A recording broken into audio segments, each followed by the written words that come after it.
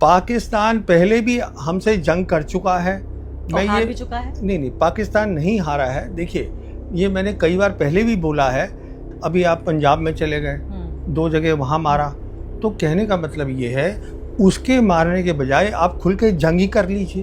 अगली बार जब ये जंग होगी, जब दिक्कत होगी, तो हमें ये मान के चलना है कि ये पाकिस्तानी पायलट अकेले नहीं है, उनके साथ चाइना के इंजीनियर्स, वो तो सिर्फ इसलिए बैठे थे कि हम एक बार अपनी मिसाइल छोड़ें और वो मिसाइल पाकिस्तान की एयर स्पेस को अंदर चली जाए तो वो हमला करेंगे। कहाँ मतलब हम पे कहाँ, मतलब ये वो J-10 जो है, अब वो J-10 ने हमारे रफाल्स गिराए ना। वो J-10 ने एक मिसाइल है जो PL-15 है, हमने उसको 2019 में इस्तेमाल किया। एयरफोर्स की कमज़ोरियाँ बताई उनको कि हमारा जो इलेक्ट्रॉनिक वॉरफेयर है, जो जैमिंग होता है, वो उनका बेहतर देखा गया कि आज पाकिस्तान नहीं है, उसके पीछे चीन भी पूरी तरीके से खड़ा है। ठीक है, तो उसके लिए आपको तैयारी करनी है, वो तैयारी अचानक नहीं हो जाएगी। तो इसलिए सबसे पहले आप उनके साथ शांति करिए, या तो आप आके बात करिए, या आपको नहीं बात करनी तो आप लड़ाई लड़िए। अब लड़ाई में आपको क्या हासिल होगा? जैसे हम रफ़ाल ले रहे हैं, हमें तो खैर वो सोर्स कोड ही नहीं दे रहे हैं, वो बात छोड़िए। तो हमारे जैसे रफ़ाल होंगे तो इंजीनियर नहीं आते हमारे पास, नहीं, उनके तो आप छोड़िए, वो तो सोर्स कोड ही नहीं दे रहे हमें। क्योंकि इस पे चर्चा ही नहीं हुई कि चीन के जो इंजीनियर्स हैं उन्होंने पाकिस्तान में आकर और ये J-10 नाम का फाइटर जेट है जिसको उड़ाने में और हम पर हमला करने में मदद की। क्या मैं सही कह रही हूँ?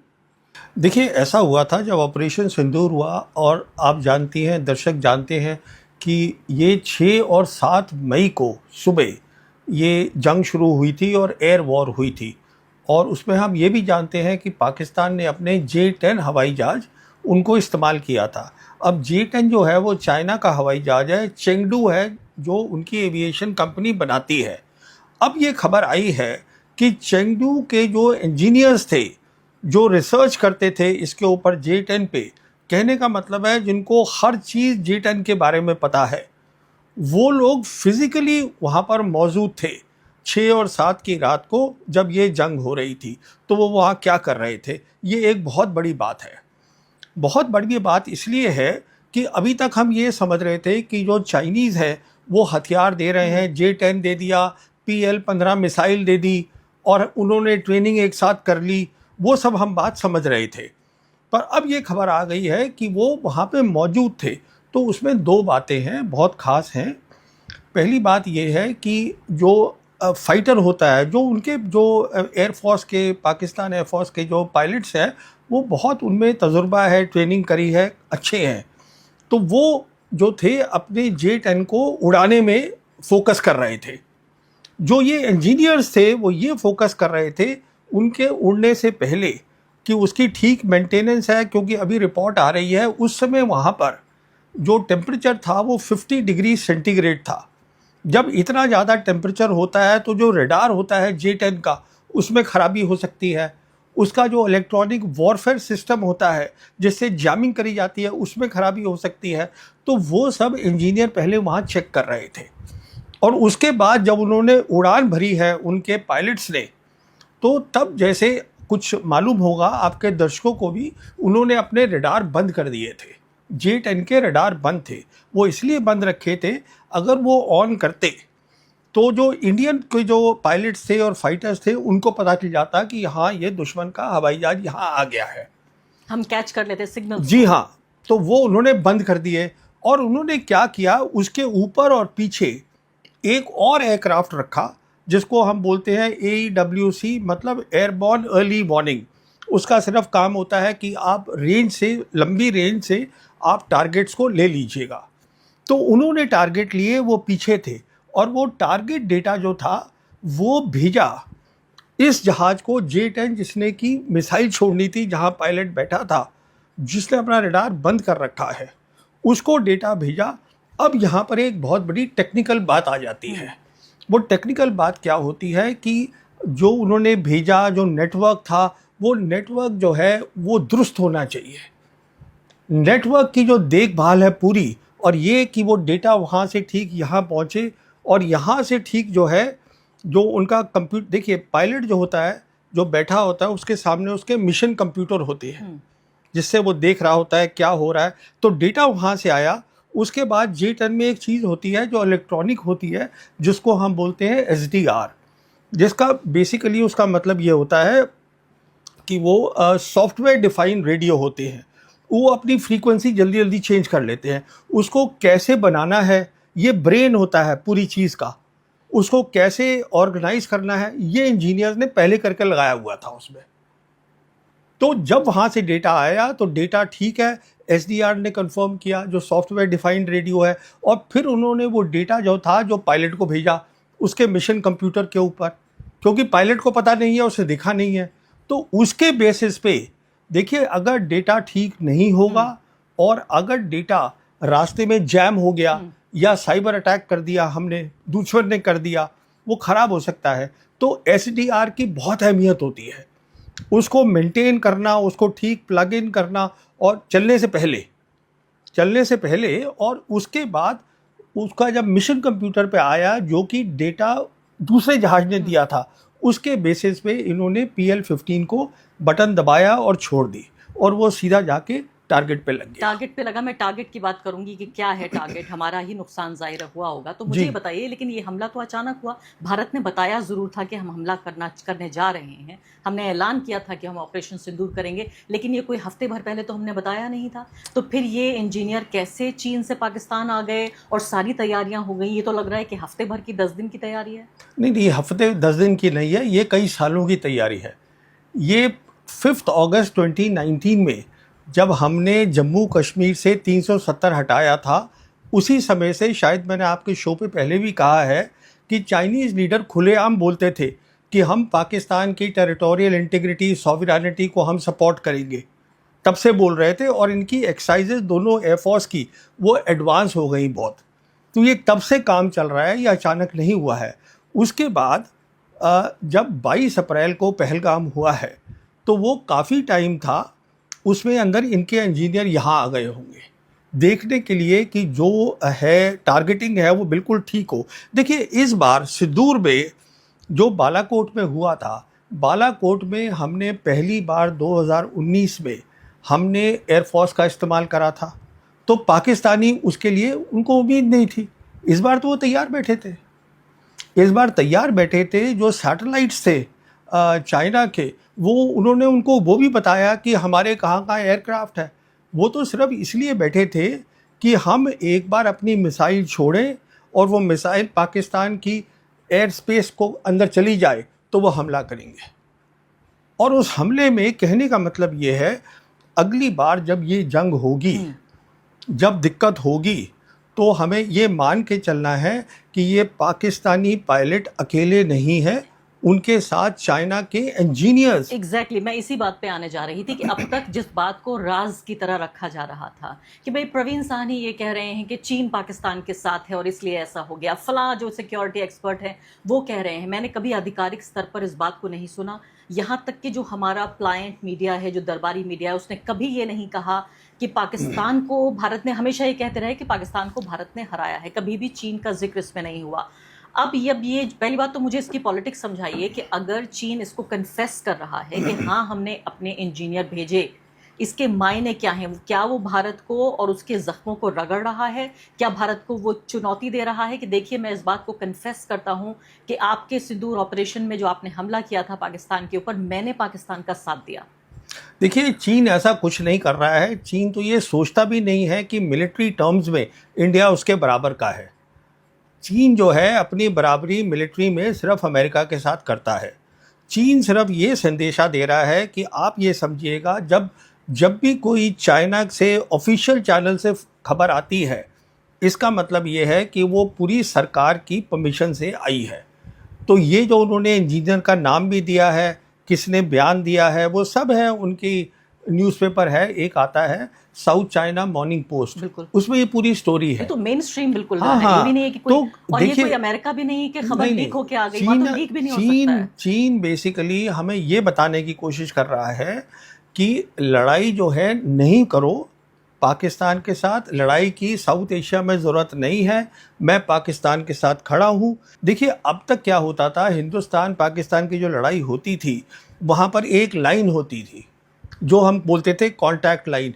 इस तरफ हमारी फ़ौज है, उस तरफ उनकी फ़ौज है, लड़ाई यहाँ से शुरू होती थी। जैसे हमारी लाइन ऑफ कंट्रोल है, वो लड़ाई वहाँ से शुरू हुई और फिर हमारा प्लान है, हम इधर गए, उनका प्लान है वो इधर गए, एयरफोर्स उनको सपोर्ट कर रहा है। अब तो वो लड़ाई नहीं है, क्योंकि हमने क्या देखा इस बार कि आप जो है मिसाइल्स और ड्रोन्स आप कहीं भी फेंक सकते हैं, डेप्थ में फेंक सकते हैं, जो हमने भी फेंकी उन्होंने भी फेंकी। इसका मतलब है ये वो कॉन्टैक्ट लाइन, रियर, साइड, ये वो बैटलफील्ड का, पूरी बैटलफील्ड एक हो गई है। ये तो पूरी बात बदल गई ना अब। इसका मतलब ये है कि अब जो लड़ाई है जो है वो एक बहुत ख़तरनाक लड़ाई होगी। उसका कन्वेंशन जिसे हम कहते हैं थ्रेशोल्ड, वो बहुत कम हो गया है। सिर्फ यही बात नहीं है, पाकिस्तान जो है, जो उनकी आप देखिए ज्योग्राफी एकदम सीधी सी है और वहाँ पे उनकी बहुत सारी न्यूक्लियर फैसिलिटीज़ है, इंफ्रास्ट्रक्चर है। पाकिस्तान मिलिट्री से हमें ताकत बनानी है कि हम उनके सामने खड़े हो सकें। अगर उनको पता चल जाएगा आपके पास ताकत है लड़ाई लड़ने की उनके सामने, तो वो ये कम कर देंगे काम जो कर रहे हैं। पाकिस्तान तो छिप के लड़ रहा है। पाकिस्तान कहाँ लड़ रहा है भारत से? अगर वो चीन की सपोर्ट से लड़ रहा है या अमेरिका की नहीं सपोर्ट नहीं से नहीं लड़ रहा है? नहीं नहीं नहीं नहीं नहीं, ये देखिए पाकिस्तान पहले भी हमसे जंग कर चुका है। और हार भी चुका है। नहीं, पाकिस्तान नहीं हारा है। देखिए ये मैंने कई बार पहले भी बोला है कि जो मिलिट्री लाइन बनी थी, पहली जंग हुई थी कश्मीर की और उसके बाद मिलिट्री लाइन बनी 1 जनवरी 1949 को, वेस्टर्न सेक्टर में आज भी कायम है। उसको हम लाइन ऑफ कंट्रोल बोलते हैं। यानी नई लाइन बन गई? नहीं, वही लाइन है, थोड़ी उसको इधर उधर करा हमने। अगर हमको ताकत होती उनको पूरा हराने की तो वो लाइन ही ग्राउंड पे नहीं होती। वो कहाँ कर पाए हम? लड़ तो पाकिस्तान ही रहा है ना, उनके पायलट्स चला रहे हैं एयरक्राफ्ट। अब अच्छी बात यह है कि क्या हुआ उनके पर्सपेक्टिव से। नॉर्मली क्या होता है, जैसे हम रफ़ेल ले रहे हैं, हमें तो खैर वो सोर्स कोड ही नहीं दे रहे हैं, वो बात छोड़िए। तो हमारे जैसे रफ़ेल होंगे तो इंजीनियर नहीं आते हमारे पास, नहीं, उनके तो आप छोड़िए, वो तो सोर्स कोड ही नहीं दे रहे हमें। क्या तो, होता है सोर्स कोड? हाँ, सोर्स कोड का मतलब ये है कि अगर हमें कोई भी तब्दीली छोटी मोटी सॉफ्टवेयर की करनी है, कुछ नई चीज़ लगानी है, कुछ अपने नए हथियार को लगाना है, हमें उनको बुलाना पड़ेगा कि भाई आके कर दो। वो हमें बता ही नहीं रहे। नहीं तो क्या इस बात पे अभी कोई क्लैरिटी है कि हमारे रफाल जहाज गिराए गए या नहीं? देखिए जहाँ तक गिराने का सवाल है वो उनका कहना है कि हमने इतने गिराए हैं, 4। जो उनके लेफ्टिनेंट जनरल किदवाई हैं उन्होंने 4 के नंबर भी दिए हैं। हम अपनी तरफ से क्या हुआ हम बताना नहीं चाहते। तो पॉलिटिक्स तो मैं ये समझता हूँ कि इंडियन एयरफोर्स को काउंटर टेरर ऑपरेशन पे इस्तेमाल करना ही नहीं चाहिए था। ये है सीधी सी बात, क्योंकि इंडियन एयरफोर्स जो है वो हमारी सबसे एलीट सर्विस है। हमने उसको 2019 में इस्तेमाल किया, एयरफोर्स की कमज़ोरियाँ बताई उनको कि हमारा जो इलेक्ट्रॉनिक वॉरफेयर है, जो जैमिंग होता है, वो उनका बेहतर देखा गया हमारे से। फिर इसमें कुछ कमज़ोरियाँ निकली हैं जो जिसका मैं जिक्र नहीं करना चाहता हूँ। जब खबर बाहर नहीं आती है तो आपको कैसे पता लगता है ये सब? किस चीज़ में? जब ये खबरें बाहर, जब मीडिया छाप ही नहीं, वो देखिए वो ऐसा होता है कि एक तजुर्बा भी होता है, आप देख लेते हैं। हाँ, तो एक तजुर्बा है मेरा भी।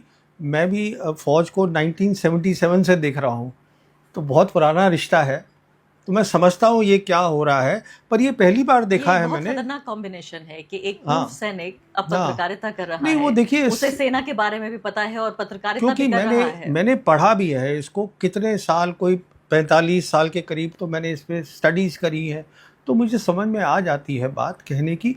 पर मेन मुद्दा ये है जो मैं आपसे कह रहा था कि काउंटर टेरर ऑपरेशन पे मैं समझता हूँ एयरफोर्स का कभी इस्तेमाल नहीं करना चाहिए, बिल्कुल नहीं करना चाहिए। क्योंकि एयरफोर्स का इस्तेमाल होता है आपको मिलिट्री टारगेट्स पे हिट करना, ये होता है जो उन्होंने दोनों बार किया। 2019 में भी किया उन्होंने और उन्होंने अब भी किया। और आतंकवादी ठिकानों पे हमला करना हो तो क्या करेंगे? नहीं, उसके लिए कहाँ पर, उसके लिए आप अपने आर्मी यूज़ करिए ना। देखिए आपको पंजाब तो अंदर फरीदाबाद में फरीदकोट में जाके और बाकी जगहों पर जाके अगर कराची के पास करना है तो कैसे कर लेगा भारत? वही मैं आपसे कह रहा हूँ ना कि आप जो है फैसलाबाद नहीं, देखिए आप पहले वहाँ पख्तूनख्वा वहाँ पहुँच गए, 2019 में साहिब खैबर पख्तूनख्वा में, वहाँ आपने मारा बालाकोट में, अभी आप पंजाब में चले गए, 2 जगह वहाँ मारा। तो कहने का मतलब ये है, उसके मारने के बजाय आप खुल के जंग ही कर लीजिए। यानी आप ये कह रहे हैं एयरफोर्स नहीं होना चाहिए, 2 फौजी आमने सामने हो और बिल्कुल आर्मी। थल देखिए सेना की होनी चाहिए। 1990 से जो कश्मीर है, जो डिस्प्यूटेड है, वहाँ पे दोनों साइड आर्टिलरी भी खोलती हैं, दोनों साइड रेड भी करती थी, काउंटर टेरर वही रेड सब कुछ होता था। तो पर कभी एयरफोर्स का इस्तेमाल नहीं हुआ। तो ये वही बेसिक मुद्दा आ जाता है। ये सरकार ने सोचा है, उनकी ये नीति आ गई कि हम जो है एयरफोर्स को इस्तेमाल करेंगे, ये सरकार की सोच है और एयरफोर्स इसमें राजी हो गई। ये एयरफोर्स की सोच है। क्या ऐसा भी संभव है आज की तारीख में कि एयरफोर्स ये कह दे कि भाई अगर डिफेंस मिनिस्टर या प्राइम मिनिस्टर कुछ कह रहे हैं उसको मना कर सकती है एयरफोर्स? नहीं, देखिए एयरफोर्स, देखिए जब कोई एयर चीफ होता है या आर्मी चीफ होता है या नेवी चीफ होता है, अगर आप चीफ बन गए ये सबसे बड़ी बात है। दूसरी बात, आपकी जो पूरी फौज होती है वो आपके इशारे पे काम करती है, आपके इशारे पे वो जान देने को तैयार है। इस बात को आप समझिएगा। ये बात लोगों की समझ में नहीं आती। जवान जो होता है वो देश के लिए नहीं मरता है। जवान जो होता है वो अपनी यूनिट की, अपनी आर्मी की इज्जत के लिए मरता है। इस बात को समझिएगा कि मेरा जो साथी है, जो मेरा दोस्त है, वो मेरी यूनिट में है, तो वो लड़ रहा है तो मुझे भी लड़ना है। देश बाद में आता है। ये सोच है कि पहले ये आता है कि अगर मुझे हुक्म मिला है, मेरे सीओ ने दिया है, चीफ ने दिया है, तो मुझे ये करना है। अब मैं वापस J-10 पे जाती हूँ। आप ये कह रहे हैं कि भाई इंजीनियर्स आए और उन्होंने मदद की और बाकायदा यहाँ हमारे ऊपर हमला हुआ। कहाँ हमला हुआ? कहाँ मतलब? हम पे कहाँ? मतलब ये वो J-10 जो है, अब वो J-10 ने हमारे रफाल्स गिराए ना। वो J-10 ने एक मिसाइल है जो PL-15 है, जिसमें ये बताया गया है कि 143 किलोमीटर पे, इसको हम बोलते हैं BVR, बियॉन्ड विजुअल रेंज। जैसे आप और हम बैठे हैं, देख पा रहे हैं हम, हाँ। हम आप उधर की पायलट है, मैं इधर का पायलट हूँ, हम दोनों मतलब एक दूसरे को नहीं देख रहे हैं। हम कोई 100 किलोमीटर पीछे हैं और उसके बाद भी मैंने अपना रडार बंद करा हुआ है। टारगेट मुझे कहीं और से मिल रहा है कि आप यहाँ बैठे हैं। वो टारगेट मैं लेके वहाँ से मिसाइल छोड़ रहा हूँ और वो एक्यूरेट जाके लग रही है। और क्या मैं ऑप्शन ये है, आप समझिएगा कि आपका दुश्मन कौन है। तो दुश्मन सबसे पहले तो ये समझिए कि आज पाकिस्तान नहीं है, उसके पीछे चीन भी पूरी तरीके से खड़ा है, ठीक है। तो उसके लिए आपको तैयारी करनी है। वो तैयारी अचानक नहीं हो जाएगी। तो इसलिए सबसे पहले आप उनके साथ शांति करिए। और वो हिडन हैंड जो था, वो इसलिए कर रहे हैं क्योंकि वो चाहते हैं कि आप कश्मीर पे बात करिए। हम कश्मीर पे बात करना नहीं चाहते हैं। मैं कहने की ये कोशिश कर रहा हूँ कि मिलिट्री ऑप्शन नहीं है। मैं ये कहने की कोशिश कर रहा हूँ कि राजनीतिक सॉल्यूशन है, आप ये कह रहे हैं। जी हाँ, आपको इस समय दुनिया बदल चुकी है। आप उनसे बातचीत करिए, चाइना से बातचीत करिए, लड़ाई में मत पड़िए, लड़ाई की तैयारी करिए, जैसे हम बोलते हैं डिटरेंस। तो यानी अगर करना भी पड़े लड़ाई तो हम तैयार रहें, इस दौरान शांति होनी चाहिए। अगर आपके पास ताकत होगी तो लड़ाई की जरूरत भी नहीं पड़ेगी। और पोजीशन ऑफ स्ट्रेंथ से लड़ेंगे। नहीं, हम लड़ेंगे ही नहीं। मैं आपको बता रहा हूँ ना, अगर आपके पास, देखिए चाइना आकर अप्रैल 2020 में हमारी ज़मीन पे बैठा है ईस्ट लद्दाख में, हमने क्या उनसे लड़ाई कर ली? हम, अगर आप याद करिएगा, जो हमारे विदेश मंत्री हैं जयशंकर, जब उनसे ये सवाल पूछा गया तो उन्होंने कहा, how can I fight with a country which is 5 times my economy. अरे भाई, ये इकोनॉमी की बात नहीं है, मिलिट्री ताकत की बात है। हमने इस बात को भांप लिया और उन्होंने भी भांप लिया कि हम आके बैठ जाएंगे, आप कुछ भी नहीं कर सकते। वो आज भी बैठे हुए हैं। लेकिन उस समय जो था, जब प्रेसिडेंट बुश ने डिक्लेयर करा था ग्लोबल वॉर ऑन टेरर, उसके बाद ये दुनिया में इशू बन गया टेररिज्म। अभी जो इशू है वो एक अलग इशू है, which is about state Wars. अभी ईरान की लड़ाई हो रही है उसके साथ, अमेरिका के और साथ। अब नॉन स्टेट एक्टर्स की जरूरत नहीं है क्योंकि स्टेट ही आपस में लड़ रहे हैं। स्टेट लड़ रहे हैं, तो आतंकवादियों की जरूरत नहीं है। तो इस समय क्या हो रहा है, दुनिया बदल रही है, और क्योंकि दुनिया बदल रही है, एक जो रूल्स थे वो ख़त्म हो गए हैं, नए रूल्स बनने हैं। तो इसलिए जितनी भी प्रॉब्लम्स थी वो सब सामने आ रही हैं। तो स्टेट्स लड़ रही हैं। ये आतंकवादी जो है, एक का आतंकवादी जो होता है एक का, वो दूसरे का कुछ और होता शहीद है। है। तो फिर कहने का मतलब ये है कि हमें अपनी एयरफोर्स को, मैं शुरू से बोल रहा हूँ, ये एक गलत चीज़ है। एयरफोर्स को कभी इस्तेमाल नहीं करना चाहिए। अब देखिए, वो कोशिश करी गई थी पाकिस्तान में, आपको याद है 11 अप्रैल को ये बातचीत हुई थी और 21 घंटे के अंदर जेडी वैंस वापस आ गए। वापस आ गए। तो मतलब बात ये है, आपकी ये एरोगेंस जो है कि हम सबसे बड़ी ताकत है दुनिया की, वो ख़त्म हो गई है। या तो आप आके बात करिए, या आपको नहीं बात करनी तो आप लड़ाई लड़िए। अब लड़ाई में आपको क्या हासिल होगा?